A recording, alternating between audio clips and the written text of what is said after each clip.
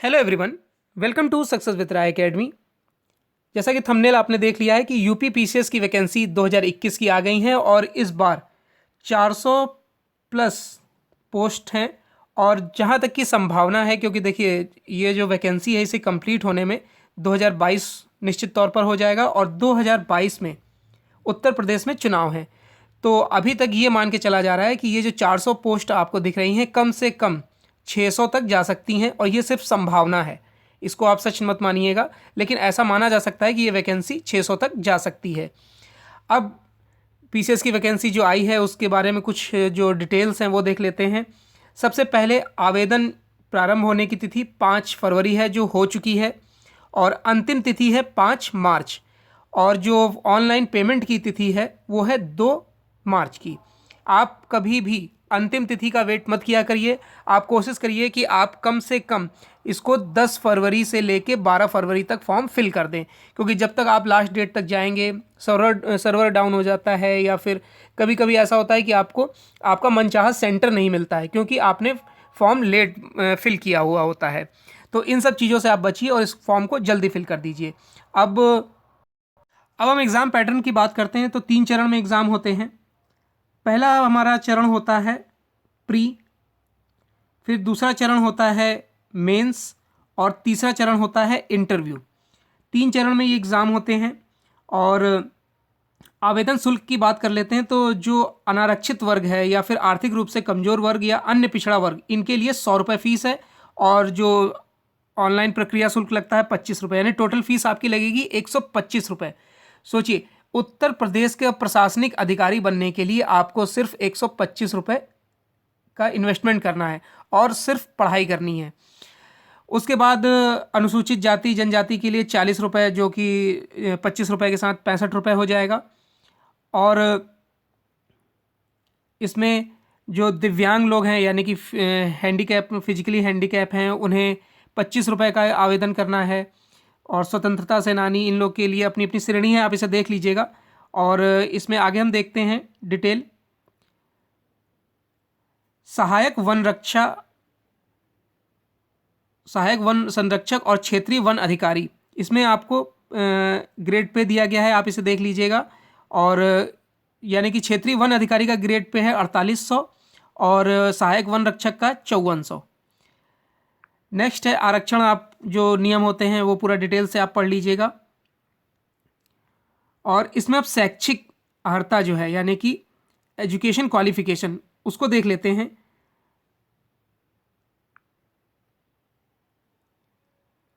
उप निबंधक सहायक अभियोजन अधिकारी परिवहन, इसके लिए आपको चाहिए विधि स्नातक चाहिए। जिला बेसिक शिक्षा अधिकारी, इसके लिए आपको स्नातकोत्तर यानी कि पीजी चाहिए। जिला लेखा परीक्षा अधिकारी, इसके लिए आपको वाणिज्य में स्नातक चाहिए। सहायक नियंत्रक विधिक माप विज्ञान श्रेणी 1 और सहायक नियंत्रक विधिक माप विज्ञान श्रेणी 2, इसके लिए विषय में आपको भौतिक या यांत्रिकी अभियंत्रिकी सहित विज्ञान में स्नातक यानी कि आप साइंस में ग्रेजुएट होने चाहिए। सहायक श्रमायुक्त वाणिज्य या विधि या एक विषय के रूप में अर्थशास्त्र या समाजशास्त्र के साथ कला में स्नातक। छठा है जिला कार्यक्रम अधिकारी, इसके लिए आपको समाजशास्त्र या समाज विज्ञान या गृह विज्ञान या समाज कार्य में स्नातक की उपाधि चाहिए होगी। वरिष्ठ प्रवक्ता जिला शिक्षा एवं प्रशिक्षण संस्थान, इसके लिए आपको स्नातकोत्तर यानी कि पीजी की क्वालिफिकेशन चाहिए। उसके बाद है जिला प्रोबेशन अधिकारी, इसके लिए आपको मनोविज्ञानी या समाजशास्त्र सामाजिक कार्य में स्नातकोत्तर उपाधि या उसके समकक्ष कोई अर्हता या सामाजिक कार्य की किसी मान्यता प्राप्त संस्था से सामाजिक कार्य की किसी शाखा में पीजी डिप्लोमा चाहिए। बाल विकास परियोजना अधिकारी समाजशास्त्र या समाज कार्य या गृह विज्ञान में स्नातक। अभिहित अधिकारी यानी खाद्य सुरक्षा अधिकारी भारत में विधि द्वारा स्थापित किसी भी विश्वविद्यालय से रसायन विज्ञान में स्नातकोत्तर यानी पीजी। सांख्यिकी अधिकारी, इसमें आपको किसी भी विश्वविद्यालय यानी भारत में विधि द्वारा स्थापित किसी विश्वविद्यालय में गणित या सांख्यिकी कृषि सांख्यिकी में स्नातकोत्तर। जिला गन्ना अधिकारी कृषि स्नातक चाहिए होगा इसमें आपको। अब इधर आ जाइए कि श्रम प्रवर्तन अधिकारी, इसमें आपको अर्थशास्त्र समाजशास्त्र वाणिज्य के साथ स्नातक की उपाधि चाहिए होगी। प्राचार्य राजकीय इंटर कॉलेज में, इसमें आपको भारत के विधि द्वारा स्थापित किसी विश्वविद्यालय में स्नातकोत्तर उपाधि। सहायक शोध अधिकारी के लिए आपको विश्वविद्यालय से रसायन विज्ञान में।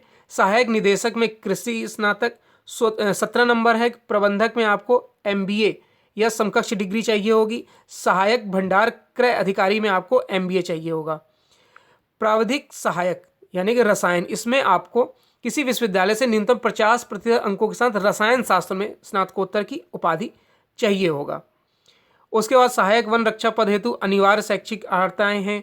किसी विश्वविद्यालय से या केंद्रीय सरकार द्वारा अनुमोदित किसी विश्वविद्यालय से कम एक विषय अर्थात वनस्पति विज्ञान, जीव विज्ञान, रसायन विज्ञान, भौतिक विज्ञान, गणित, भूवर्ग विज्ञान, सांख्यिकी के साथ कृषि में स्नातक उपाधि चाहिए होगी। ऐसे अभ्यर्थी जो कम से कम 2 वर्षों का प्रादेशिक सेना में सेवा की हो या NCC का B प्रमाण पत्र प्राप्त हो, अन्य बातों के समान हो, सीधी भर्ती के मामले में उन्हें वरीयता दी जाएगी। क्षेत्रीय वन अधिकारी पद हेतु अनिवार्य जो योग्यता है वो है कि विश्वविद्यालय से गणित, भौतिक, रसायन, वनस्पति विज्ञान, जंतु विज्ञान, भूगर्भ, कृषि, सांख्यिकी, इन सब क्षेत्रों में उन्हें स्नातक की उपाधि चाहिए होगी। शारीरिक मापदंड दिए गए हैं DSP पोस्ट के लिए, वो देख लीजिए। पुरुष अभ्यर्थियों के लिए जो हाइट दी गई है वो 165, सीना बिना फुलाए 84 और फुलाए हुए 89। और फिर अनुसूचित जातियों के लिए 160, महिला उम्मीदवार के लिए 152। नेक्स्ट है कि जिला कमांडेंट होमगार्ड्स पद हेतु पुरुष अभ्यर्थियों के लिए जो हाइट है वो 165 होनी चाहिए, बिना फुलाए सीना 84 और फुलाने पर 89 होना चाहिए। महिलाओं का आप देख लीजिएगा। उसके बाद है आबकारी निरीक्षक हेतु जो हाइट है पुरुषों के लिए 167 और महिलाओं अभ्यर्थियों के लिए 147, अनुसूचित और जनरल कैटेगरी की महिलाओं के लिए 152। उसके बाद उप कारागार पद हेतु जो हाइट है पुरुष अभ्यर्थियों के लिए वो 168 सेंटीमीटर चाहिए होगी और सीना 81.3 सेंटीमीटर चाहिए होगा। जिला युवा कल्याण एवं प्रादेशिक विकास दल अधिकारी के लिए आप हाइट देख लीजिएगा। जो मेन है वो मैंने बता दिया है आपको। अब इसमें जो नेक्स्ट जानने के लिए है हमारा इंपॉर्टेंट पॉइंट, ये फॉर्म का फॉर्मेट दिया गया है, आप इसे देख सकते हैं किस तरीके से फॉर्म फिल करना है। ये पूरा फॉर्मेट है। अब हम आ जाते हैं प्री और मेंस पर। प्री का जो एग्ज़ाम होगा वो 2 चरणों में 2 पेपर होंगे इसके। पहला पेपर होगा आपका 150 नंबर का और दूसरा पेपर होगा 100 नंबर का। दोनों के लिए आपको 2-2 घंटे का समय दिया जाएगा। और जो फर्स्ट पेपर है वो आपका GS का पेपर होगा, जैसा कि एग्ज़ाम होता है आपको पता होगा जिन्होंने एग्ज़ाम PCS का इससे पहले दिया है। और जो सेकंड पेपर होता है वो 100 नंबर का होता है, वो CSET की तरीके होता है जिसमें आपको 33% नंबर लाना होता है। ये सिर्फ क्वालिफाइंग होता है, इसका मेरिट से यानी प्री क्वालिफाई करने के लिए कोई लेना देना नहीं है। इसमें सिर्फ आपको 33% नंबर लाने होते हैं दूसरे पेपर में। पहला पेपर जो होता है 150 नंबर का, इससे आपकी प्री की मेरिट बनती है। और लेकिन इसके नंबर भी प्री के जो आप पास करेंगे, मान लीजिए आपको 150 में 105 नंबर मिले या 120 नंबर मिले, इसका ये नंबर आपके मेंस में नहीं जोड़े जाते हैं। उसके बाद आपका मेंस होगा। मेंस में 6 पेपर यहाँ दिखाए गए हैं। उसके बाद ऑप्शनल के 2 पेपर होते हैं। तो पहला जो पेपर होगा वो सामान्य हिंदी का होगा 150 अंक का। दूसरा पेपर होगा निबंध का हिंदी का, वो भी होगा 150 अंक का। उसके बाद 4 पेपर होते हैं GS के, इसमें आपके ये सभी 200, 200 और 200 अंक के होते हैं। तो ये आपका हो गया टोटल 800 और 300 1100 नंबर, ठीक है। उसके बाद ऑप्शनल के 200 नंबर के 2 पेपर होते हैं। जैसे मान लीजिए आपने ज्योग्राफी या फिर हिस्ट्री ऑप्शनल लिया, उसके 2 पेपर होंगे 200 नंबर के, तो ये टोटल 1500 नंबर का पेपर हो जाता है। उसके बाद ये वैकल्पिक विषय दिए गए हैं, आप 29 विषय हैं टोटल, आप देख लीजिएगा। और जो उसके बाद इंटरव्यू होता है वो 100 नंबर का होता है, यानी टोटल आपका 1600 नंबर का PCS का एग्ज़ाम हो जाता है। उसके बाद ये देखिए पूरा सिलेबस दिया गया है पेज नंबर 7 से, आप इसे चाहें तो डाउनलोड कर सकते हैं। एक बार आप इसको पूरी तरीके से पढ़ेंगे, क्योंकि अगर मैं सिलेबस बताने चलूँगा तो ये वीडियो बहुत बड़ा हो जाएगा, इसलिए और इतना आप समझ भी नहीं पाएंगे। लेकिन अगर आप इसका प्रिंट आउट निकाल कर एक बार इसे डीपली समझेंगे, देखेंगे, तो आपको ये ज़्यादा समझ में आएगा। किसी भी एग्ज़ाम को क्लियर करने के लिए पहले उसका एग्ज़ाम पैटर्न और सिलेबस दोनों को समझना उतना ही ज़रूरी है जितना आपका पढ़ाई करना। जब तक आप सिलेबस को नहीं समझेंगे, आप उस एग्ज़ाम के बारे में उतना नहीं जान पाएंगे। और आपने कभी भी नोटिस किया होगा कि आईएएस और आईपीएस या फिर पीसीएस के एग्ज़ाम के लिए आपको सिलेबस का अध्ययन करना बहुत ज़रूरी होता है। क्या पूछा जाएगा, क्या पैटर्न चल रहा है, पिछले साल के आपको एग्ज़ाम जो पेपर देखने होते हैं, वो सब आपको अब ये फॉलो करना पड़ेगा।